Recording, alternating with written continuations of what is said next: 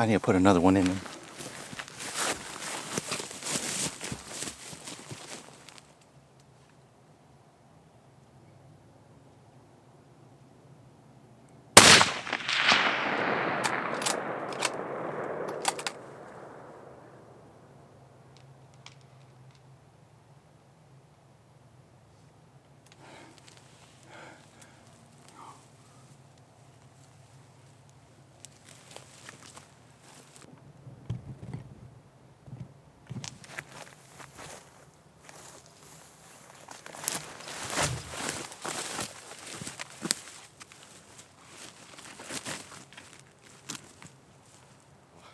I accidentally bumped my camera, so the battery like kind of popped out and it stopped recording. And a lot of times when it does that, the file corrupts. But hopefully I can salvage it because we just shot an Oregon bull. That is unbelievable. I'm not even gonna lie. This is exactly how it went down. I'm just driving around on the road. I pull around this corner and I was actually headed out of this area. I was gonna go get gas. I come back to this area that I drove past earlier. I look across and I just see the body of an elk. In a clear eye, I'm like, ooh, that's gotta be a bull. So I stop my car, pull up the binos.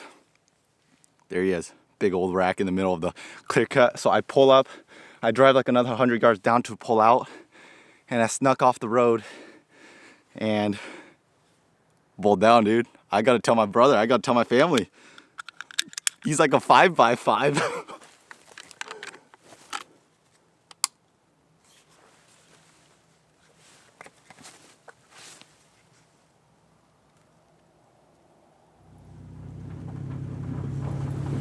All right, so I'm gonna drive back up the mountain just because up the mountain I have slightly better service. And so I'm gonna go up there, I'm gonna go let my brother know, hopefully he picks up. And then I'm gonna try and get the crew over here. I haven't even laid hands on him, but I know he's down. And so I'm just gonna go over and hopefully get better service and call my brother in. Again, no sugarcoating. This was like a zero effort elk hunt. One of the easiest elk hunts of my life. Probably will be for the rest of my life. Just driving around like this. When I shot that bull, like anybody could have saw that bull. I guess I caught him at the right time. After I shot my bull, I've had like 4 cars drive past me already. And so it was just a matter of getting there at the right time and being the first one to spot him. That's all it is sometimes. When it's yours, it's meant to be. I think the hardest part about this hunt is just trying to get across to that little ridge where that bull's dead. I'm on cloud 9 right now. I'm more in disbelief than like excited because, you know, growing up in Washington, the elk hunting there is rough. And you come down here where there's like just so many healthy herds of elk, and like who shoots elk off the road like that on a consistent basis? You know, this doesn't happen. I'm not used to this. Like, are you serious? Like, I've put in zero effort. I have just driven all day today. I've driven for the past 2 hours, and then the first elk I see is a 5x5 or something like that in the middle of the clear cut. There's a lot of these blackberry thorns, and so I'm gonna figure out a way to get over there.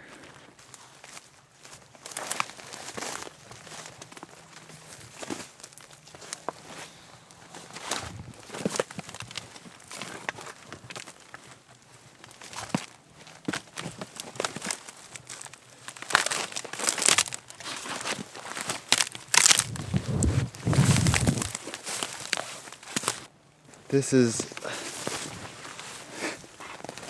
the harder part about killing these Rosies is they live in a bunch of nasty stuff like this.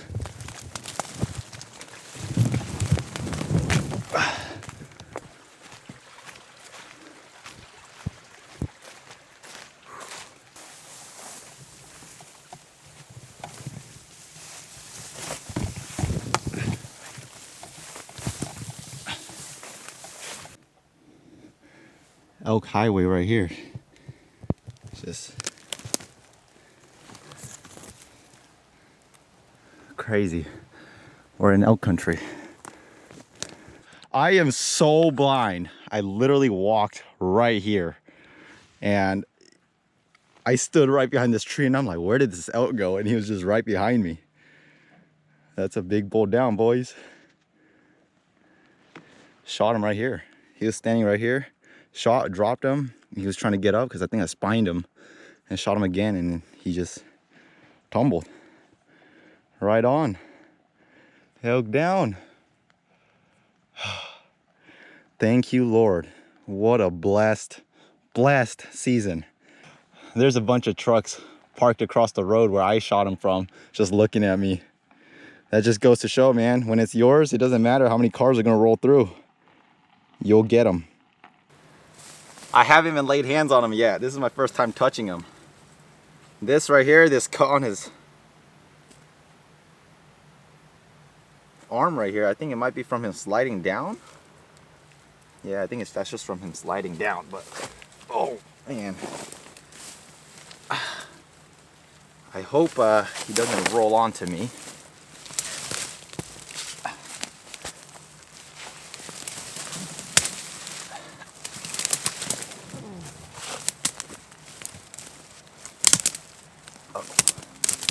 I hope his antlers don't break either.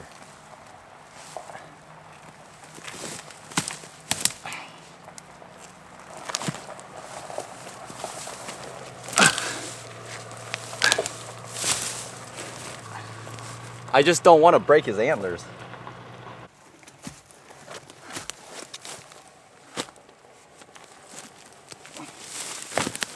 Oh.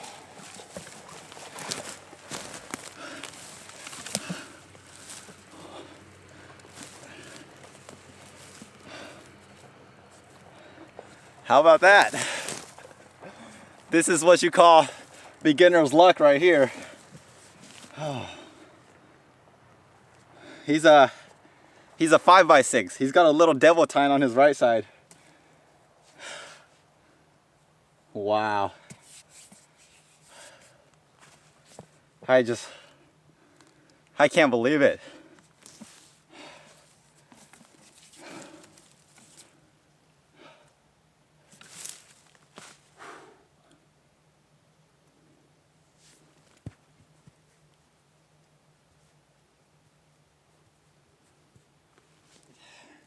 I've been running all over this ridge through all these blackberry thorns, which is a pain, just trying to get in contact with my brother, but my brother is not picking up, so I'm assuming he doesn't have service where he's at. So I contact my family at home so that they can contact you whenever he gets in service. I left him a couple text messages, but I came back in here. These blackberry thorns are making it a pain just to maneuver through this ridge. I guess blackberry thorns at this point are the least of my worries because this guy's down. So I am so stoked. I put my orange vest on top of this elk because, like I said, you can see where this bull died from the road, and I don't want other hunters to roll up and think that this is an elk and shoot at me. So I put this orange vest right here just so that they know, hopefully they know that somebody put an orange vest on this elk and that the elk's dead. I am pretty tickled with him, man. He could have been half this size and that would have been all right with him, but this is what the good Lord above gave me, so I wasn't gonna say no. And so he's just a nice 5, 1, 2, 3, 4, 5 on the left side, and he's a 6. He's a 1, 2, 3, 4, 5, and he's got a little point right here on his eye guard, which makes it a 6 because that's like a 1-inch point right there.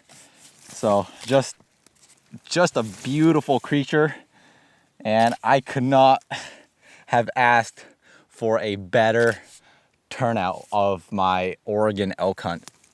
And like I said, this is not a hunt where I'm going to tell you about how hard I worked, how much I've been putting in the time, how much I grinded, because this hunt is absolutely the exact opposite of that. Today, I woke up at 7:25 in the morning. Everybody else left camp, and I was gonna wake up late on purpose because I knew opening day, it's the weekend, it's Saturday, all these clear cuts were gonna be covered with people at first light. And so I was like, I'm not gonna fight the crowd. I'll let the crowd go, leave the clear cuts once the sun comes up, and then I'll follow them afterwards. So 7:25, I wake up this morning and I drive to this one spot where I was gonna go. I was gonna hike through the timber, do a still hunt through this small patch of timber like I did last year.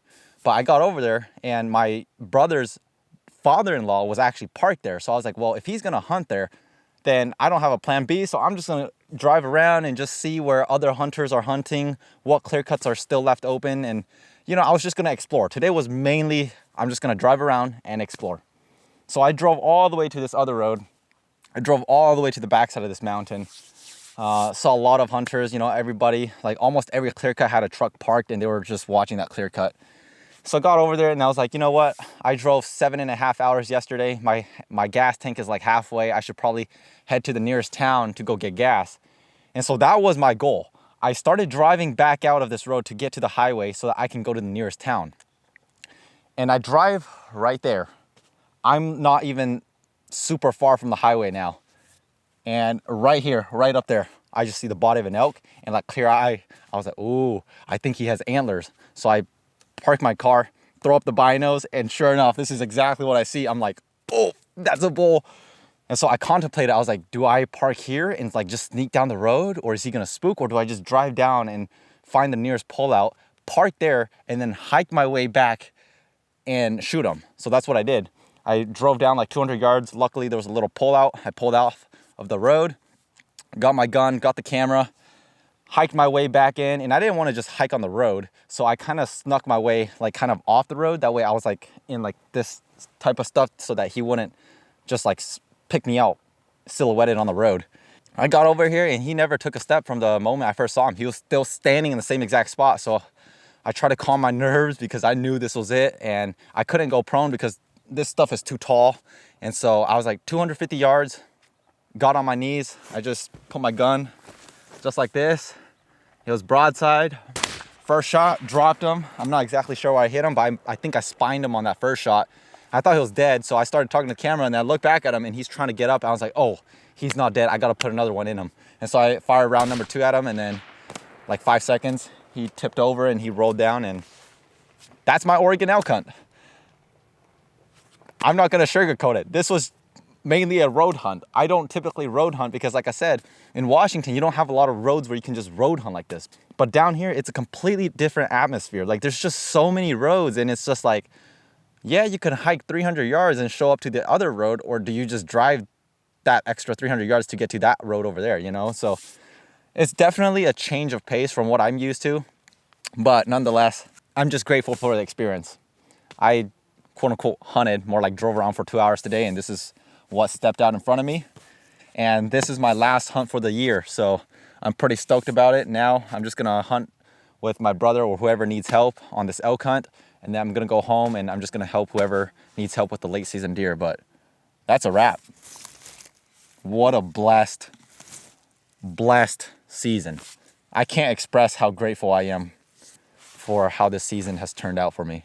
Had a rough start to the season, and then towards the end, it just peaked. First true Roosevelt elk. Absolutely mind blown.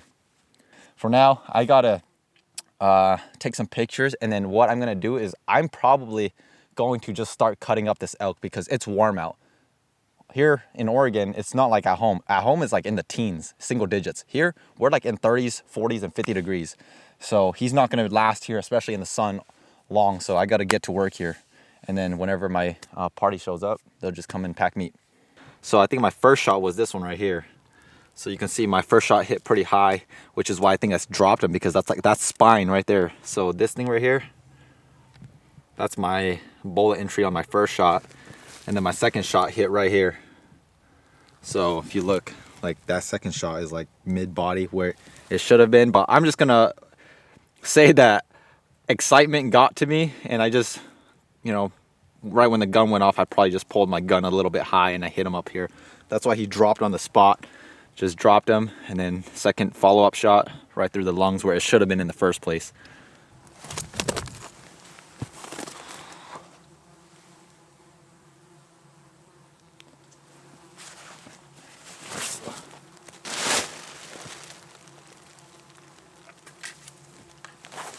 Safety tip, whenever you are not using your blade, if it's a foldable knife, fold it.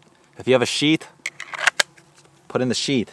You don't want to ever have a blade just laying here because it's slick. If somebody falls down, that knife goes through the leg or goes through somewhere, you're in a world of hurt right there.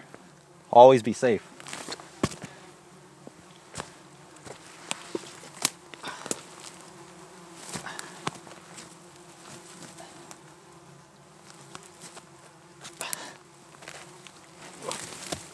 Woo.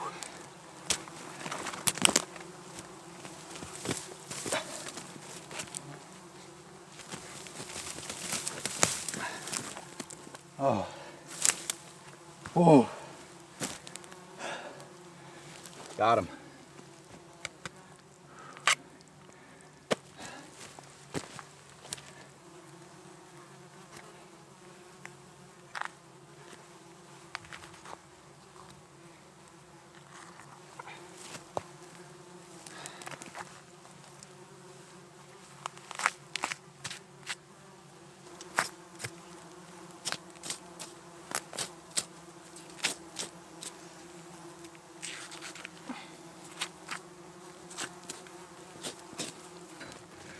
Look how huge that back strap is. It's almost like my arm span.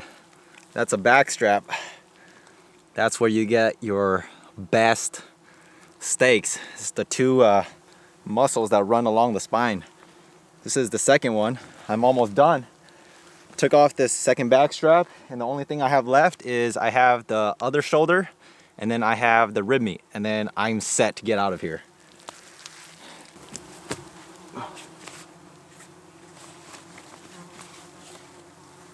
Oh, I hope this fits.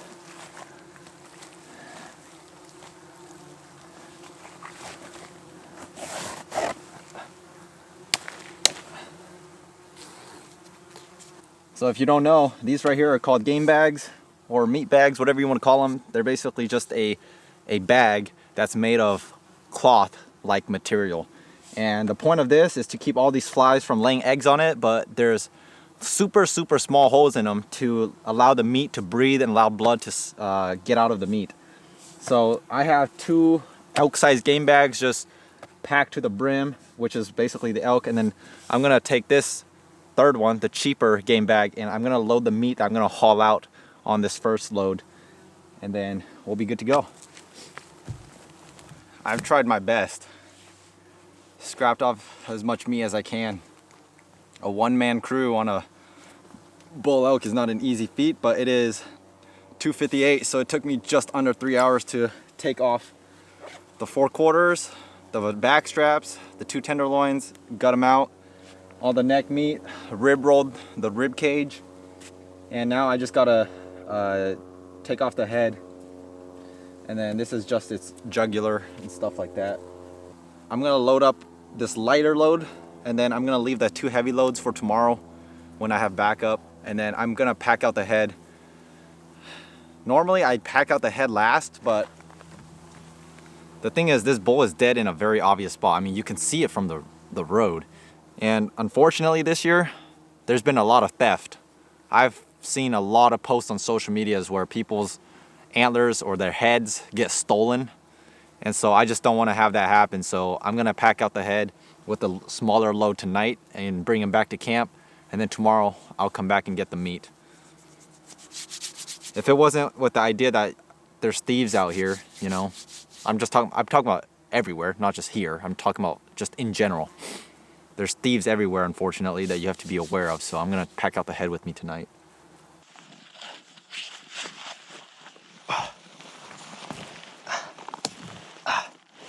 Gotta get past the antlers.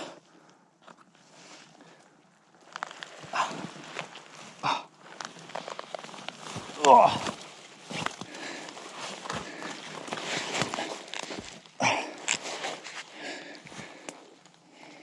Quickly load it up. The truck is just down here, but I gotta go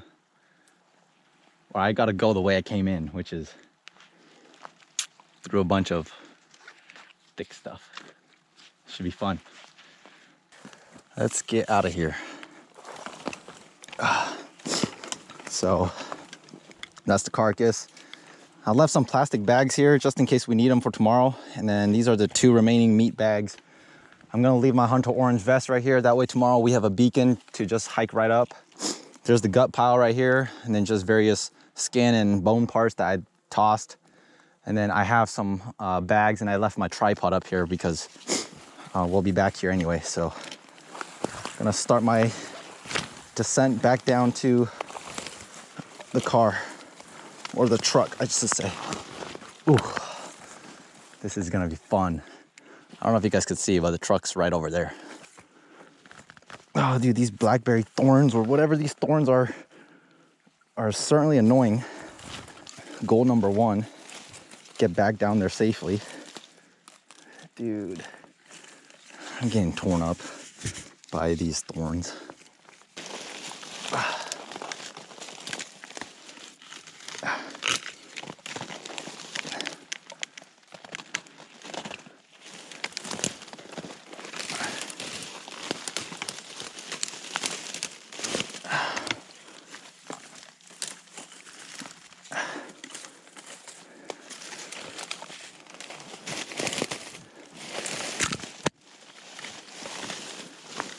Whew.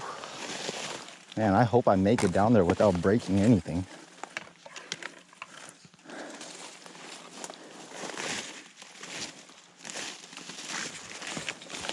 One step at a time.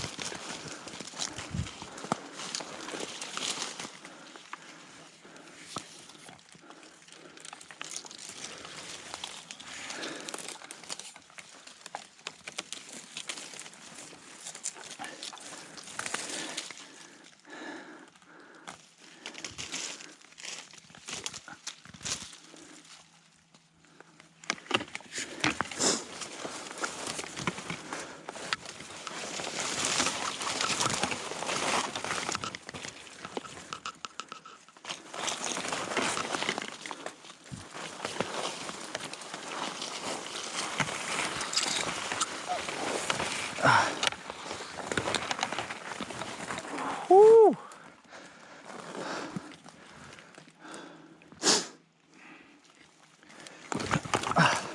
Roosevelt Elk game trails, which is virtually non-existent.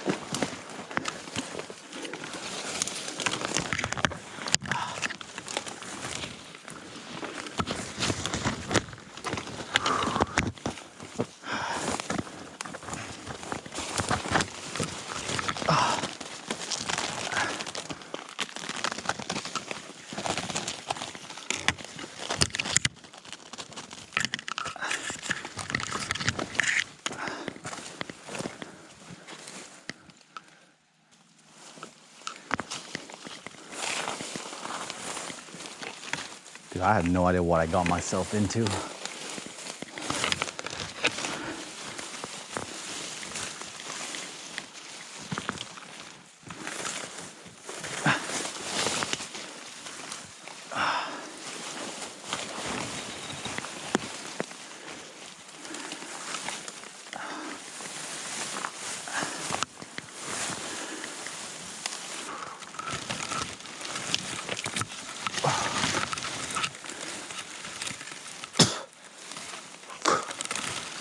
Holy, I can't even move my legs.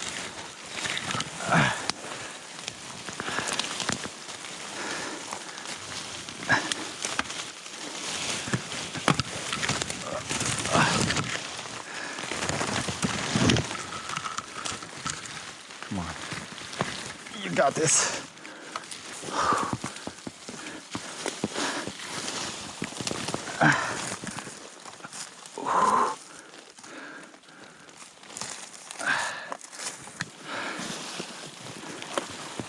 Oh.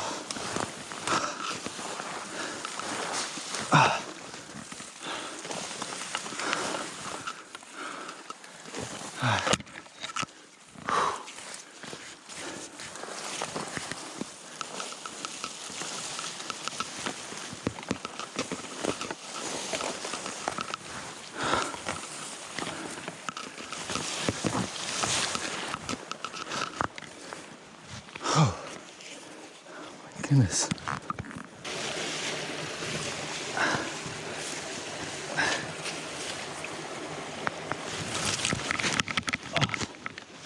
Oh.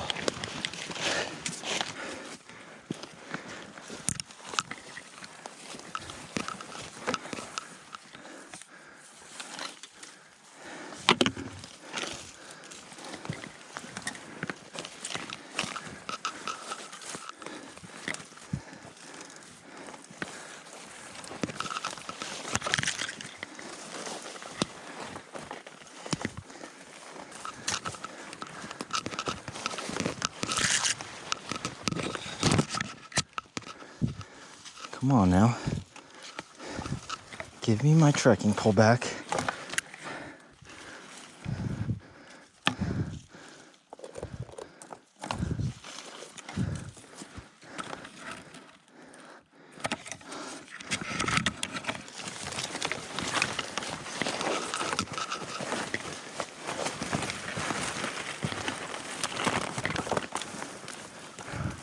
Yeah. Yes. That's what I'm talking about. That was a grueling 300-yard hike. 18 minutes and 55 seconds. What a first load.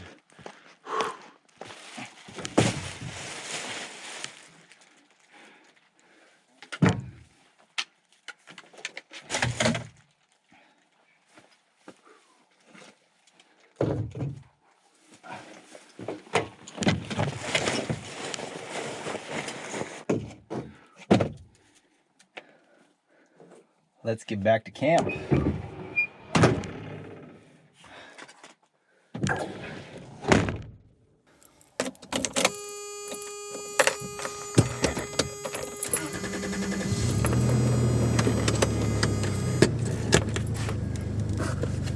Made it back to camp. It's dark now, so first thing we're gonna do is we're just gonna cook some fresh elk meat. We're gonna make some larb or la, and then do the typical elk stew, and then just do some elk meat over the fire. Just eat that with rice. And the goal from here on out is we're just gonna quickly eat and then rest up, go to bed, and then tomorrow morning everybody's gonna go back into where I shot my bull, and we're gonna finish packing out the meat. I'm exhausted, so I'll see you in the morning.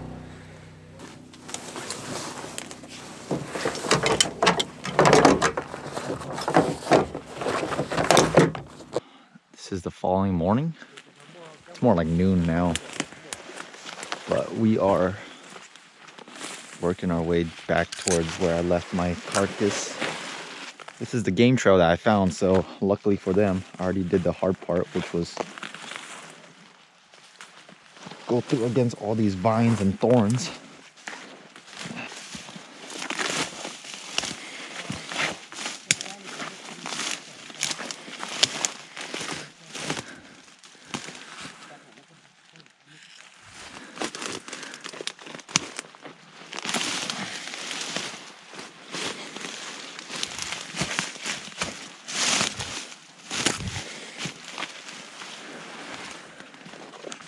That time, compared to when I first came down here yesterday, is a lot easier. We're back down to the creek. And now, just gotta go this way, but they're currently paving a way for us to go back, so I'll wait for them.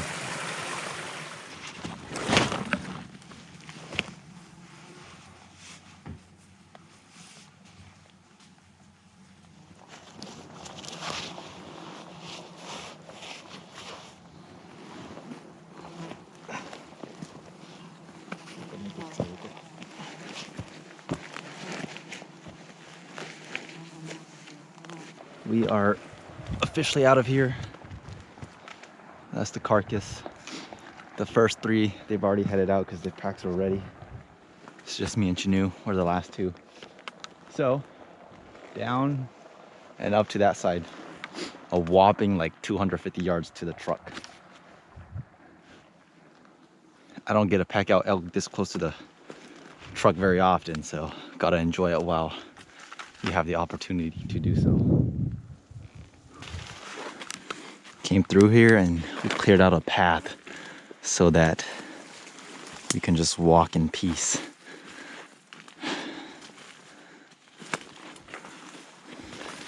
So much better not having to maneuver around with a rack on your back.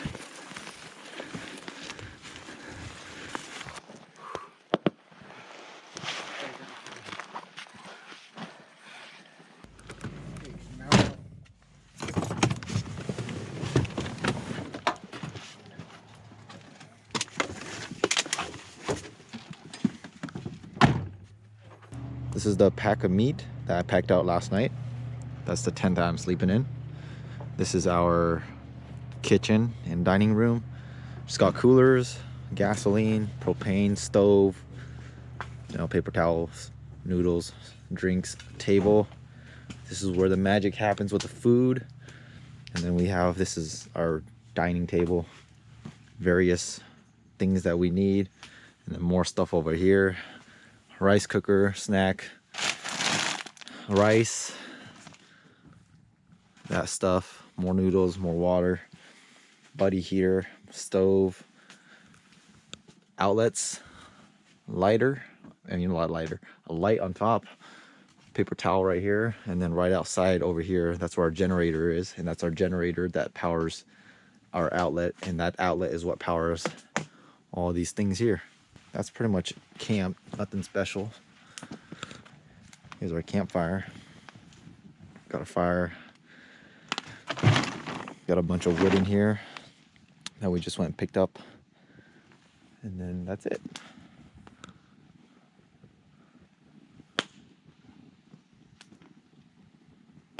So how my family has always done this is you always split the meat evenly to however many families or people there are. So for today, there's 5 of us, so we're splitting my elk as evenly as possible to 5 different people, just because there's 5 people here. But that's typically how we've always done it, and that's how we're gonna do it today. So I'm just here, trimming off all the excess fats and meat and dirty stuff off the meat. That way the meat bundles just look clean. So that's my job for tonight, just taking care of my elk. And then tonight we're gonna eat some more fresh elk meat, and I think tonight pho is on the menu.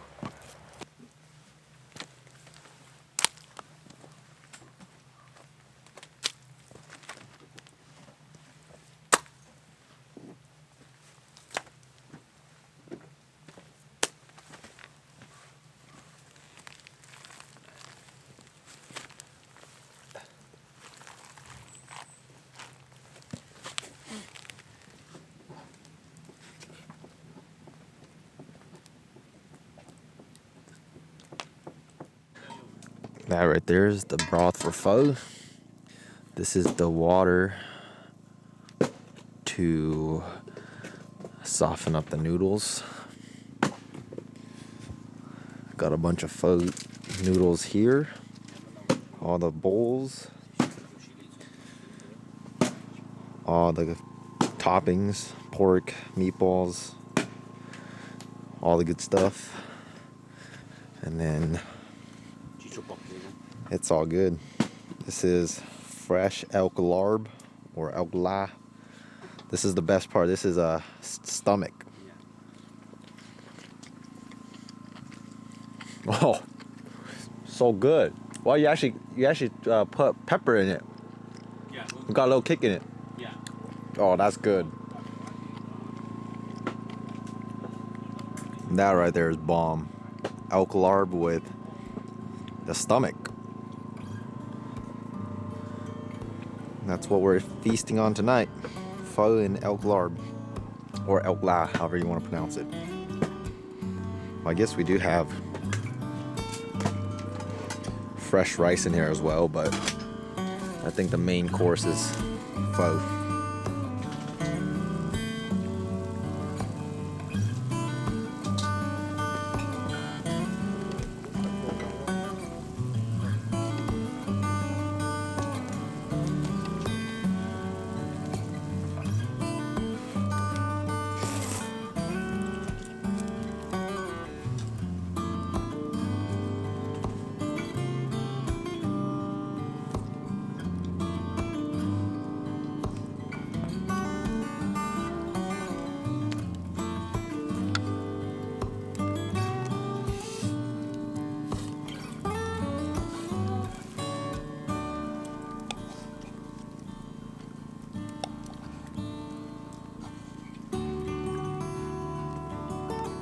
This might be the best dinner that I've ever had while out hunting. Pho was filling, but how do you resist some bomb larb? I'm pretty stuffed right now, and I'm feeling pretty tired, so I'm gonna brush my teeth and then hit the sack. I don't really know what I'm doing tomorrow. Everybody else is hunting. I've yet to decide if I want to tag along or just go and have fun. I'll figure something out in the morning, but for now, I'm just gonna brush my teeth and then head to bed.